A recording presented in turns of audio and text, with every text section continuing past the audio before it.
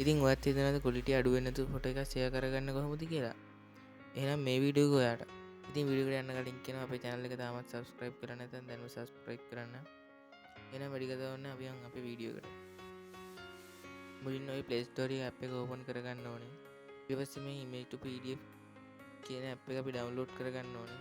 අන්න ඔබ දැන් මෙතන app එක download කරගෙන තියෙන්නේ. අපි දැන් app එක open කරගෙන බලමු. app එක open කරගන්න අපිට මේ වගේ interface එකක් බලා ගන්න පුළුවන්. මේ උඩින්ම තියෙන image to pdf කියන එකනේ click කරගන්න. ඊට පස්සේ අපිට අපේ gallery open වෙලා තියෙනවා බලා ගන්න පුළුවන්.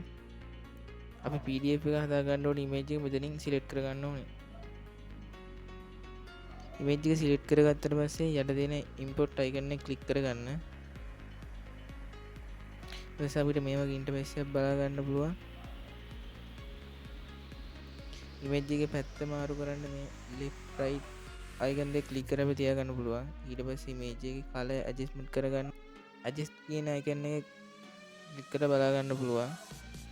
වෙනස්කම් කරලා අපිට පහළ තියෙන මේ done icon එක click කරගන්න පුළුවන්. උඩ තියෙන pencil icon එක click කරලා අපිට pdf එකට දාලා නමක් දා ගන්න පුළුවන්.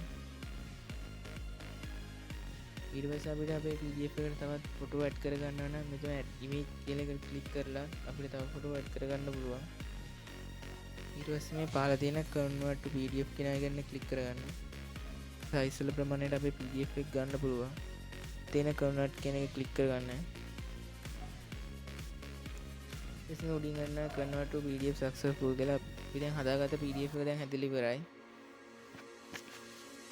ඉතින් කොහොමද ගෙන වීඩියෝ හොඳ නම් වීඩියෝ ලයික් කරන ගමන් අපේ channel එක තාමත් subscribe කරලා නැත්නම් දැන්ම subscribe කරන්න. එතකොට මම දාන වීඩියෝ එකක් වර notification මාරෙන් ගින්න ගන්න පුළුවන්.